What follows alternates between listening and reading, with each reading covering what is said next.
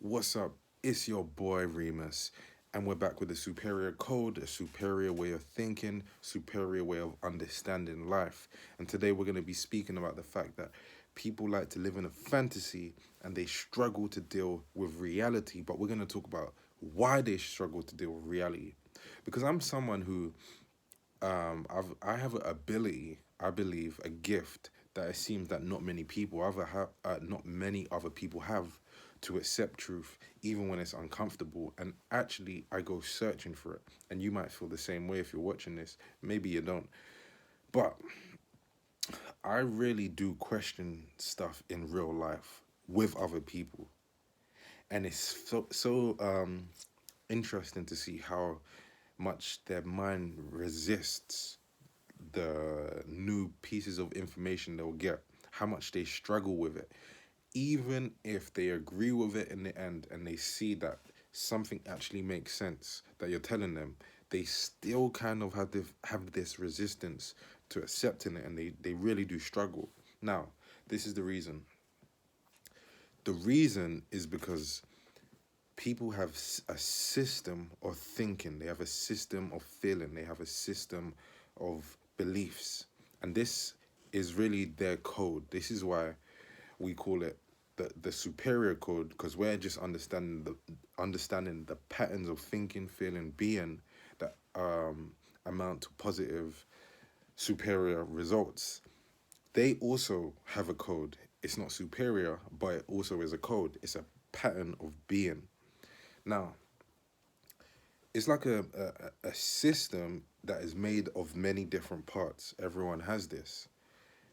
If you tell someone, well, before we go to that, they've built their entire identity on this system, by the way. So when you tell someone, right, or you give someone a new piece of information that's outside of their working system, you say, hey, this particular part of the system isn't working properly. Let's say we're going to use the metaphor of it being machinery, and you say, hey, that screw isn't supposed to be there. That those bolts aren't supposed to be there. Those are the wrong ones. If you tell that person that they have to replace that part, let's say that replacing that part means that they have to replace every other part of the machine. They have to buy new parts for this part and that part and this part and that part, and they have to reconstruct the entire thing. That's what's happening when you're giving new information to people. Excuse me.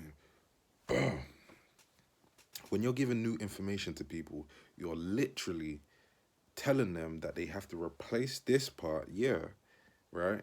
But you're also, by consequence, telling them that they have to replace every other part, and that's way too much work for the average person. They don't want to do that. They don't want to reconstruct their mind and their personality as new information comes in. So they stick to the pieces of information that they have, even if it's limiting them, even if it's keeping them down, even if it keeps them outside of truth and living in a fantasy world, something which is made up, like not real, not in nature.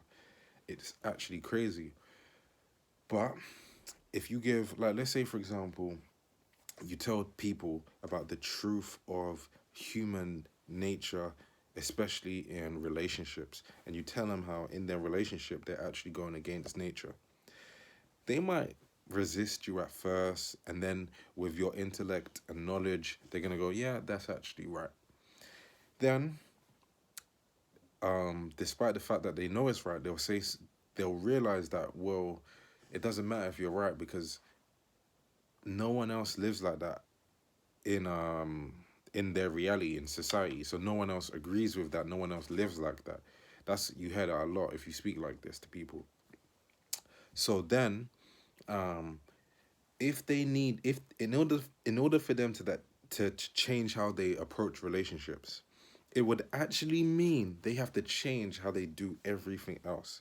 They would have to change the way they walk, the way they talk, the way they think on a daily basis, maybe even the job they have, the food they eat. Everything has to get changed.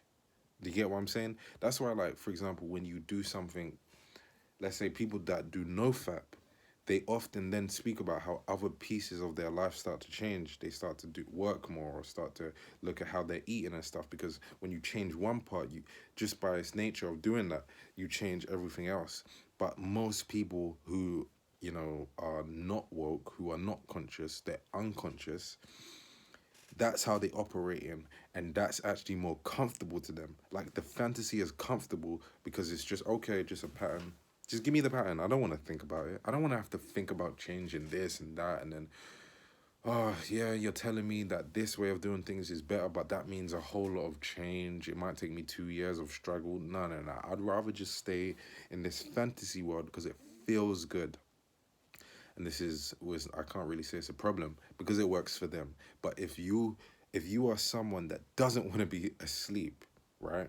The opposite of woke, being asleep, you actually have to fight that, and you're gonna have to realize you're gonna have to go through the struggle of changing each piece of machinery. And that's the reason why people live in fantasy and they struggle with truth, because that one piece of truth could compromise their entire system of fantasy. Until the next one.